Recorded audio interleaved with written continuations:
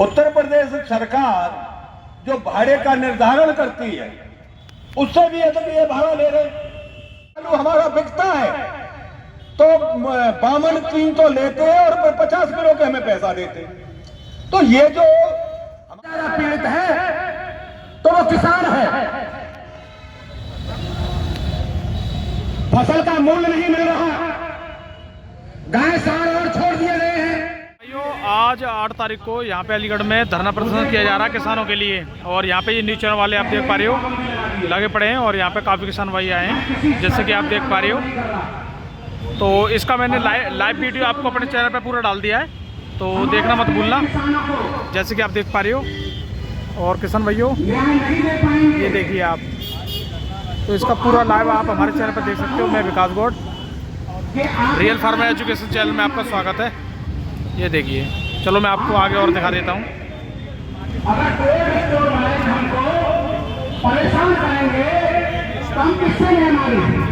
ये देखिए, तो इसमें सरकार का विरोध कहां से आ गया? ये देखिए जो मैं आपको दिखा रहा हूँ। बहुत सी सरकारें आई और बहुत सी सरकारें गई। हमारा किसी सरकार से कोई जातिवाद दुश्मनी नहीं है, ना कोई लड़ाई है। हमारी लड़ाई सिर्फ इतनी है कि हमको न्याय दे, किसानों को न्याय मिलना चाहिए, उनकी फसल का उचित मूल्य मिलना चाहिए। आज के समय में सबसे ज्यादा पीड़ित है तो वो किसान है। फसल का मूल्य नहीं मिल रहा, गाय सार और छोड़ दिए गए हैं। उनको रखाओ, आंख बचते ही उन्हें फसल को खा जाते हैं। तो किसान को चारों तरफ से न ऊपर वाला बक्सा न नीचे वाला बक्सा, आखिरकार चारों तरफ से मुसीबत किसान की है। बोलने को तो बहुत कुछ मन में था, लेकिन संचालक महोदय ने कहा है कि सिर्फ कोल्ड स्टोर मालिकों के खिलाफ ही बोलना है। मुद्दे तो बहुत है हम लोगों पे। आपने कैसे कह दिया कि कोल्ड स्टोर का ही मुद्दा है? मुद्दे तो हम लोगों पे बहुत है। 13 भैया हम लोगों ने गाजीपुर बॉर्डर पर धूप और बरसात और सर्दी के लिए, आप लोग भूल गए उन बातों को। हम लोगों ने क्या क्या नहीं किया अपनी फसल के मूल्य को पाने के लिए। मुद्दे तो बहुत है, लेकिन मेरा अनुरोध आपसे और अपील है, खुले मंच से ऐलान करता हूं कि अगर आप लोग यहां अनिश्चितकालीन धरने पर बैठेंगे तो भारतीय किसान यूनियन सुनील का पूरे उत्तर प्रदेश का बच्चा बच्चा आपके साथ होगा। और अभी हमारे प्रवक्ता महोदय बता रहे थे प्रशासन की जोड़िया लवैया प्रशासन ने अपना रखा है। यहां का प्रशासन कान खोल के सुन ले, भारतीय किसान यूनियन सुनील का राष्ट्रीय अध्यक्ष होने के नाते उनको बता देना चाहता हूं कि पूरे जनपद अलीगढ़ में एक भी किसान के साथ प्रशासन ने अत्याचार किया तो निश्चित रूप से ईंट से ईंट बजा दूंगा। और प्रशासन देखता है मुझे अखबारों के माध्यम से। मैं गरीब किसान मजदूर नौजवानों की आवाज सड़क से लेकर और संसद तक उठाता हूं। किसी भी प्रशासन के अधिकारी से हम लोग डरने वाले नहीं हैं। और साथियों, हम लोग किसी के गुलाम नहीं हैं। 70% के मालिक हैं और ये 30% के जो नौकरशाही है ये हम लोगों के नौकर हैं। हमारे टैक्स से इनको तनख्वाह मिलती है। किसान हमारा भोला है, इसलिए उसको नहीं मालूम। जो आप सिगरेट या बीड़ी जलाते हो दिल्ली से, उसका भी आप टैक्स देते हो। जो बीड़ी पीते हो उस पर भी आप टैक्स देते हो। सबसे ज्यादा टैक्स हम लोग देते हैं और हम लोगों के साथ ही ये 30% अत्याचार करते हैं। बोलने को बहुत कुछ है, मैं अपनी वाणी को विराम दूंगा। क्योंकि कहीं हो सकता है कि फिर रुकने वाला नहीं हूं। यह सबको पता है, क्योंकि 13 महीना हम लोगों ने दर्द झेला है। उस दर्द को अगर मैं व्याख्या करूंगा मंच के माध्यम से, और आप सब लोगों को पता है कि हम 750 अपने बुजुर्गों, नौजवान किसानों को खो चुके हैं, जो सरकार ने आज तक शहीद का दर्जा नहीं दिया। बोलिए किसान एकता, किसान एकता, जय जवान। आवाज नहीं आ रही, खाना नहीं खाया? जय जवान, जय किसान। अपनी बारी को विराम देता हूं, पुनः सभी के चरणों में नमन करता हूं। जय भारत, जय जवान, जय किसान। बहुत बहुत भाई साहब अध्यक्ष जी, बहुत बहुत धन्यवाद समर्थन करने के लिए। किसान है, आप भी किसान हो, हम भी किसान हैं, एक दूसरे के साथ तो रहना ही पड़ेगा। मैं आगे की कड़ी में ठाकुर गोविंद पाल सिंह जी मीर की नगरिया वालों से निवेदन कर वो आए और अपने भाइयों को अपने विचारों से अवगत कराएं।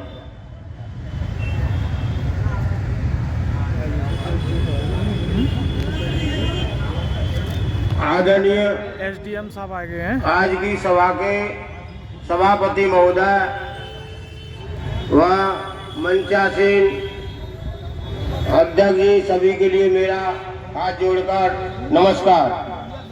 छोटे बड़े बुजुर्ग भाई ये देखो एसडीएम व मेरे जमीन पर बैठे जिम्मेदारों, सभी के लिए मेरा नमस्कार। भारतीय किसान यूनियन, भारतीय किसान यूनियन, जय जवान, जय किसान। किसानों ने ललकारा है, हिंदुस्तान हमारा है।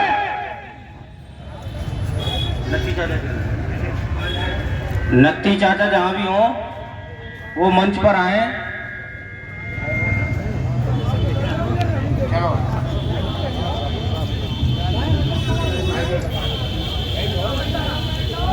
नत्ती चाचा मैं बताऊंगा, राज्य मंत्री हैं, दर्जा प्राप्त राज्य मंत्री हैं, एसीएम सेकंड साहब मेरी बात सुन रहे हो।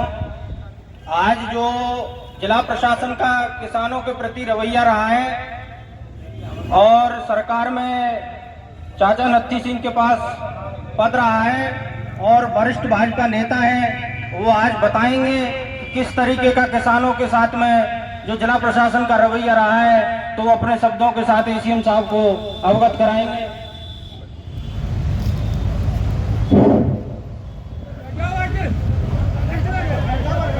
हमारे बीच में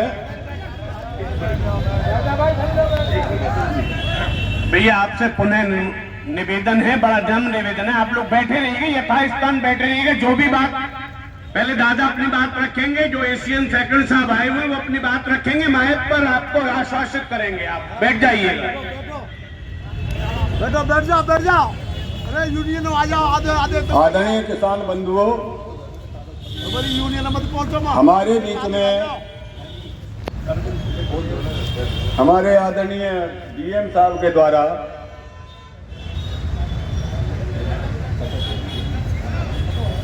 एसीएम सेकंड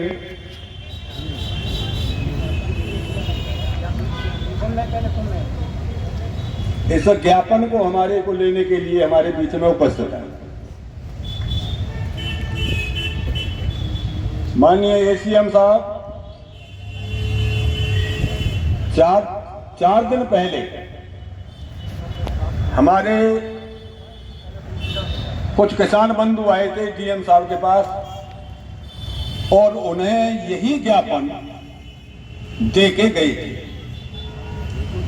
उन्होंने आश्वासन दिया था, उन्होंने ये कहा था हमारे किसानों ने कि अगर 8 तारीख तक हमारे इस किसानों की समस्याओं का समाधान नहीं हुआ तो हम 8 फरवरी को धरना प्रदर्शन करने पर मजबूर होंगे। जब प्रशासन के माध्यम से कोई हमारी समस्या का समाधान नहीं हुआ तो मजबूरन हमें यहाँ आना पड़ा।